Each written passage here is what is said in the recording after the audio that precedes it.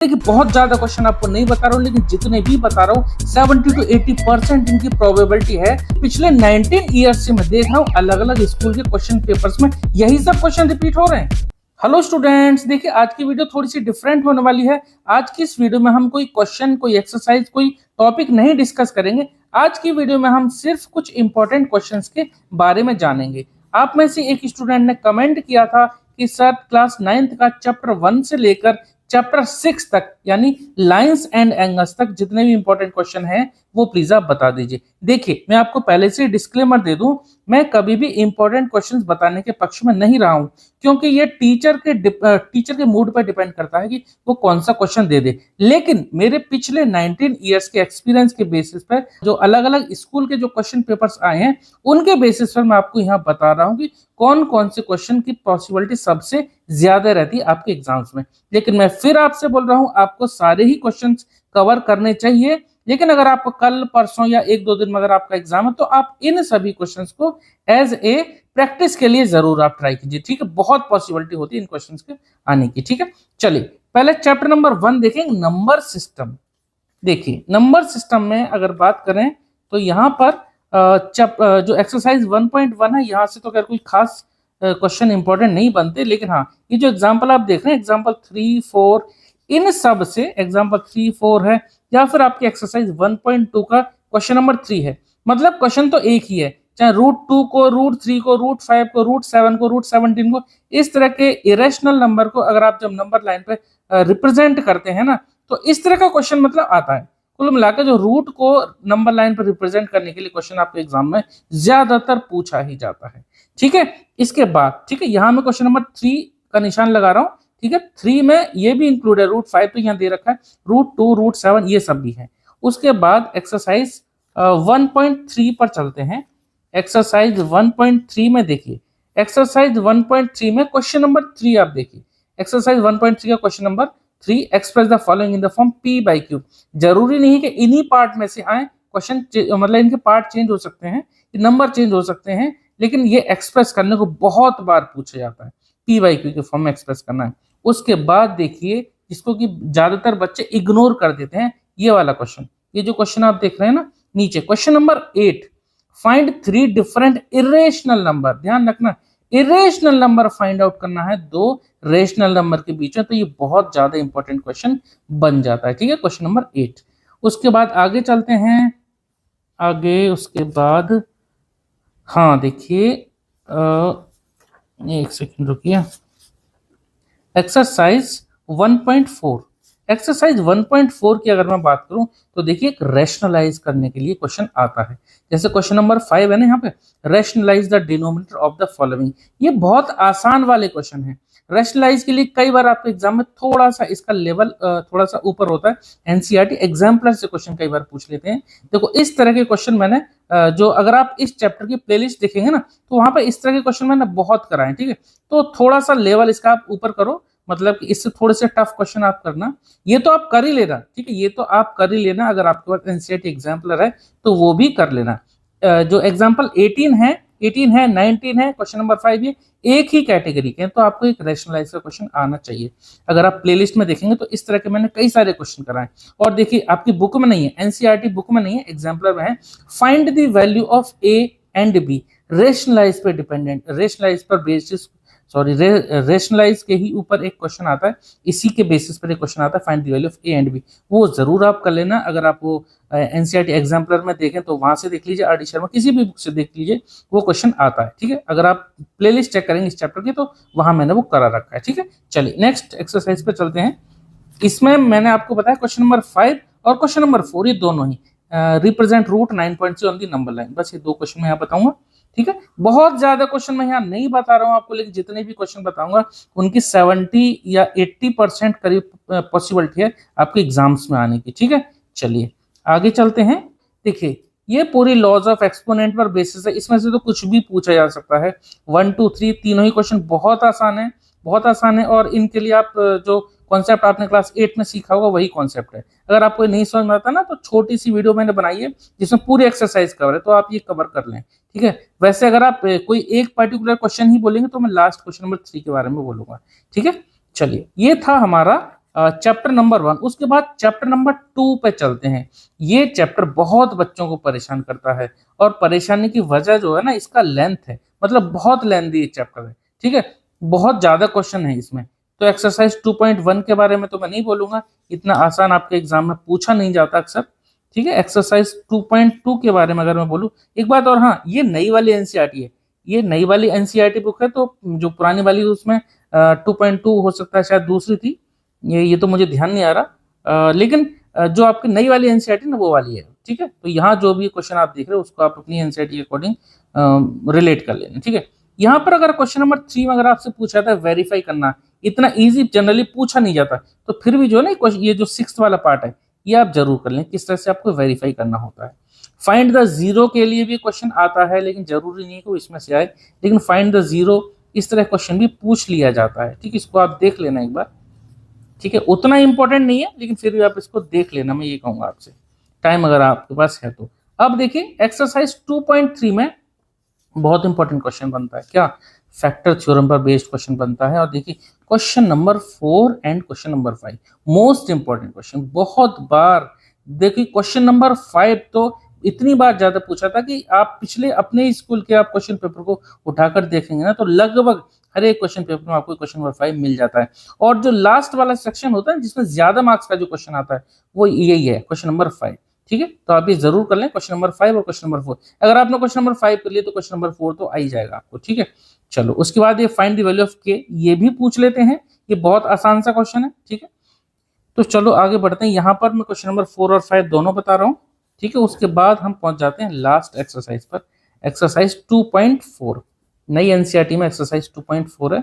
चलो यहाँ पर आइडेंटिटी पर बेस्ड क्वेश्चन पूछे जाते हैं। इनफैक्ट देखो यहाँ पर 8 आइडेंटिटी है, 8 में से पूछ देखो कोई भी लेता है, लेकिन मैं अगर आपको कोई पर्टिकुलर आइडेंटिटी बताऊं तो देखो लास्ट की 3 आइडेंटिटी, देखो ये जो आपके यहाँ जो ये आइडेंटिटी 8 नंबर जो लिखा ना, इस आइडेंटिटी पर बेस्ड बहुत बार क्वेश्चन पूछा जाता है। लास्ट की जो 3 आइडेंटिटी है कौन कौन सी, देखिए एक तो ये जो क्वेश्चन आप 13 जो देख रहे हो ना, इस तरह के क्वेश्चन पूछे जाते हैं। 13 और 14 बहुत बार पूछा जाता है, मतलब कि ए बी सी इन तीनों का अगर सम करते हैं तो 0 अगर आता है तो डायरेक्ट जो ये वाला 13 है, ये अगर एक्सप्रेस वाई पर जेड की वैल्यू अगर 0 इन तीनों का सम, तब फिर ये फॉर्मूला हमारा बन जाता है। तो उसी के बेसिस पर ये क्वेश्चन नंबर 14 है, बहुत इंपॉर्टेंट क्वेश्चन है। उसके बाद देखिए क्वेश्चन नंबर 10, क्वेश्चन नंबर 9 में ये दो आइडेंटिटी दे रखी है, इसी पर बेस्ड क्वेश्चन नंबर 10 है। और देखिए उसके बाद क्वेश्चन नंबर 7 और 8 एक ही आइडेंटिटी पर बेस्ड है, तो यहां से आप 7 8 कर लीजिए, और उसके बाद यहां से क्वेश्चन नंबर 13 14, ठीक है। 7 वैसे तो ये 7 का 6 7 8 ये तीनों एक ही तरह के हैं, 6 7 8 और उसके बाद ये 12 12 नहीं सॉरी 13 14, ठीक है। ये देखिए मैं फिर बता रहा हूँ, ये एक्सरसाइज में कुछ भी पूछा जा सकता है, क्योंकि हर एक क्वेश्चन एक नई आइडेंटिटी पर है या हर एक क्वेश्चन एक दूसरी आइडेंटिटी पर बेस्ड है, तो इसमें से कुछ भी पूछा जा सकता है। आप ये एक्सरसाइज कोशिश करना कि पूरी ही कर लें, कंप्लीट कर लें। और फिर भी आप अगर आप लास्ट टाइम पे देख रहे हैं तो ये जो मैंने गिने चुने आपको क्वेश्चन बताए, क्वेश्चन नंबर 6 हुआ, 7 हुआ, 8 हुआ, और उसके बाद ये 13 14, ठीक है। इस तरह से ये हमारा चैप्टर नंबर 2 के इंपॉर्टेंट क्वेश्चन थे। उसके बाद चलिए कोऑर्डिनेट ज्योमेट्री पे पढ़ते हैं, मतलब पहुंचते हैं। देखिए कोऑर्डिनेट ज्योमेट्री में आपकी किताब में कुछ है नहीं, क्योंकि बहुत ज्यादा क्वेश्चन, अरे ये किताब का मैंने ये चैप्टर ये खोला ही नहीं है, चलिए ये खोल देता हूँ। चलो बहुत ज्यादा क्वेश्चन बनते नहीं है, तो जितने आपके एग्जाम्पल देखो, एग्जाम्पल नंबर 1 है और एग्जाम्पल नंबर 2 है, ये 2 ही एग्जाम्पल हैं। उसके बाद देखो कुछ हाँ, ये देखो इन 2 से ही आपका पूरा चैप्टर कवर हो जाता है, ठीक है। वैसे अगर आप देखना तो मैंने इसी साल यानी कि पिछले महीने की बात है शायद, मैंने इस पर एक इंपॉर्टेंट क्वेश्चंस डाले हैं क्वेश्चन पेपर से, जो इसी साल का यानी कि आई थिंक जुलाई का है, डेट मुझे ध्यान नहीं आ रही, 7 जुलाई या 11 जुलाई के आसपास का है। क्वेश्चन पेपर से मैंने इसके क्वेश्चन डाले, 2-3 क्वेश्चन है बहुत ज्यादा अच्छे हैं, कोऑर्डिनेट ज्योमेट्री के हैं, ठीक है। वो जरूर आप देख लेना, ठीक है। इस चैप्टर की प्लेलिस्ट आपको मिल जाएगी, तो वहां पर आप चेक कर लेना कोऑर्डिनेट ज्योमेट्री के। फिलहाल आप एग्जाम्पल नंबर 1 और एग्जाम्पल नंबर 2 जरूर कर लेना, और क्वेश्चन तो इसमें खास है नहीं, लेकिन हाँ एक्सरसाइज 3.2 3.1 में तो कुछ नहीं, एक्सरसाइज 3.2 में ये 2 ही क्वेश्चन है, ठीक है, तो आप ये क्वेश्चन नंबर 1 और क्वेश्चन नंबर 2 दोनों ही कर लेना, बहुत ज्यादा कुछ इसमें है नहीं। ठीक है, बहुत ज्यादा कुछ इसमें है नहीं, कोऑर्डिनेट ज्योमेट्री में है नहीं बहुत ज्यादा कुछ, आसान सा है। लेकिन हाँ, जो एक्स्ट्रा क्वेश्चन जो मैं आपको बता रहा हूँ, जो मैंने जो एक्स्ट्रा क्वेश्चन जो उस क्वेश्चन पेपर से जो करे हैं सॉल्व, वो आप देख लेना। प्लेलिस्ट यानी कि कोऑर्डिनेट ज्योमेट्री की जब आप प्लेलिस्ट देखेंगे तो उसमें जो एक्स्ट्रा क्वेश्चन है वो वहां पर आपको मिल जाएंगे। ठीक है, वो क्वेश्चन पेपर ही है, उसमें से कुछ इंपॉर्टेंट क्वेश्चन सॉल्व करेंगे। चलिए अब पहुंचते हैं चैप्टर नंबर 4, लीनियर इक्वेशंस इन 2 वेरिएबल। ये भी चैप्टर बहुत ही आसान सा है। यहाँ पर आपको देखिए, एक तो आना चाहिए आपको कि ax plus B Y plus C equal to 0, इस फॉर्म में आप कैसे कोई भी इक्वेशन को चेंज करके लिखते हैं, फिर ए बी एंड सी की वैल्यू आप कैसे लिखेंगे, कैसे निकालेंगे। ठीक है, एक तो ये क्वेश्चन पूछ लेते हैं क्वेश्चन नंबर 2 में जो है, और उसके बाद देखिए ये सॉल्यूशन निकालने के लिए पूछ लेते हैं। राइट 4 सॉल्यूशन या राइट 2 सॉल्यूशन, कोई भी इस तरह की इक्वेशन दे देंगे, उसका उसमें आपको 2 सॉल्यूशन या 3 सॉल्यूशन निकालने हैं। और एक क्वेश्चन नंबर 1 बहुत इंपॉर्टेंट है, एमसीक्यू टाइप में क्वेश्चन बहुत बार पूछा जाता है। ठीक है, और ये फाइंड द वैल्यू ऑफ के, 4 ही क्वेश्चन है, बहुत छोटे छोटे क्वेश्चन है, आप चाहो तो सभी कर लो, बहुत अच्छी बात है। लेकिन फिर भी आप एंड टाइम पे कर रहे हो तो 4 सॉल्यूशन कैसे निकाले जाते हैं ये, और के की वैल्यू आप निकाल लीजिए, और ये तो आप एमसीक्यू के लिए देख ही लेना। ठीक है, चलिए इसके आगे बढ़ते हैं। Euclid's geometry. Euclid geometry theoretical type का क्वेश्चन है, थ्योरी बहुत है इसमें, तो इसमें आपको मैं जरूर कहूंगा कि आप ये जो इसके जो एक मिनट अभी आपको दिखा रहा हूँ कि जो 7 है ना, ये एक तो कुछ डेफिनेशन है, एक तो डेफिनेशन पर बेस्ड पूछ लेते हैं कई बार, और ये जो 7 एक्सियम है, इन एक्सियम्स को आप जरूर से पढ़ के जाना। इस पर बेस्ड आपको कोई क्वेश्चन दे देंगे और पूछेंगे इसमें यूक्लिड्स का कौन सा एक्सियम यूज हुआ है। ठीक है, यहां से मैं अगर आपको क्वेश्चन की बोलूं तो क्वेश्चन से पहले आपको ये एग्जाम्पल नंबर 1 बहुत इंपॉर्टेंट है, एग्जाम्पल नंबर 1 जरूर कर लेना। और एक एग्जाम्पल और है, नहीं है, ठीक है, फिलहाल तो नहीं है, हाँ दूसरा एग्जाम्पल नहीं है, यहाँ पर क्वेश्चन है। क्वेश्चन कौन सा है मैं भी देख लेता हूँ। यहाँ पर एक तो एक्सियम्स के ऊपर एक क्वेश्चन आता है कि कौन सी एक्सियम यूज हुई है, और उसके बाद हाँ क्वेश्चन इधर है जो ज्यादा इंपॉर्टेंट है। क्वेश्चन नंबर 6 है, क्वेश्चन नंबर 4 है, ये दोनों क्वेश्चन नंबर, ठीक है, क्वेश्चन नंबर 4 और क्वेश्चन नंबर 6, ठीक है, ये बहुत ज्यादा इंपॉर्टेंट है। ठीक है, उसके बाद क्वेश्चन नंबर 5 को ही क्यों छोड़ो, ये भी कर लेना, एग्जाम पर बेस्ड है, लेकिन question number 4 and 6 most important question है। चलिए क्वेश्चन चैप्टर 5 हमारा कंप्लीट हो गया, चैप्टर 6 देख लेते हैं, लाइन्स एंड एंगल पर बेस्ड। ठीक है, तो वैसे तो देखो ये चैप्टर बहुत आसान है, इसको तो हमने 1 शॉर्ट वीडियो में भी कंप्लीट किया हुआ है। 11 क्वेश्चन है टोटल, ही 11 क्वेश्चन है, चाहो तो आप सारे ही कर सकते हो, मैं तो कहूंगा कि भैया आप सारे करो, लेकिन फिर भी जो इंपॉर्टेंट क्वेश्चंस के लिए वीडियो बन रही है, आप में से किसी स्टूडेंट ने ये डाउट के लिए, मतलब उसका डाउट था कि इंपॉर्टेंट क्वेश्चन की वीडियो बना दो, तो मैं यहाँ बना रहा हूँ। ठीक है, चलो देखो एग्जाम्पल नंबर 2 मोस्ट इंपॉर्टेंट, ये एग्जाम्पल नंबर 2 बहुत ज्यादा इंपॉर्टेंट है आपके लाइन्स एंड एंगल चैप्टर से। ठीक है, उसके बाद एक्सरसाइज पे पहुंचते हैं, तो एक्सरसाइज पर 6.1 में क्वेश्चन नंबर 2 इस तरह के क्वेश्चन पूछे जाते हैं। जरूरी नहीं है कि सेम क्वेश्चन, यानी कि एंगल और रेशियो इतने दे रखे हो, इस तरह के क्वेश्चन जरूर पूछे जाते हैं। उसके बाद देखिए question number 5 most important question, question number 5 and question number 6। तो मैंने इस एक्सरसाइज में आपको 3 क्वेश्चन बताए, क्वेश्चन नंबर 5, क्वेश्चन नंबर 6 और क्वेश्चन नंबर 2 बहुत ज्यादा इंपॉर्टेंट है। लेकिन इसका मतलब ये नहीं है कि बाकी क्वेश्चन इंपॉर्टेंट नहीं है, मैं फिर आपको बता रहा हूँ, बार बार बता रहा हूँ, बहुत छोटे छोटे सॉल्यूशन है इनके, आप जरूर कर लें। वो बात अलग है, या अगर आपका कल या परसों में एग्जाम है तो आप प्रैक्टिस के लिए जो मैं क्वेश्चन बता रहा हूँ इनको जरूर देख के जाएं। ठीक है, उसके बाद देखिए ये दोनों ही एग्जाम्पल, दोनों ये तो थ्योरम है, इसके नीचे वाला example number 4 and example number 5 बहुत ज्यादा इंपॉर्टेंट है। ठीक है, उसके बाद अगर हम पहुंचे यहाँ पर तो ये क्वेश्चन नंबर 4, क्वेश्चन नंबर 3 और ये मिरर वाला क्वेश्चन। ठीक है, ये क्वेश्चन थोड़ा बच्चों को ज्यादा परेशान करता है।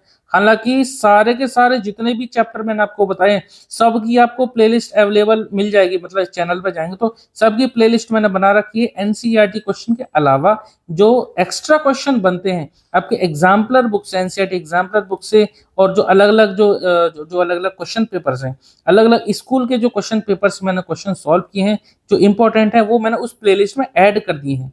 ठीक है, तो वो भी आप जरूर देख लेना।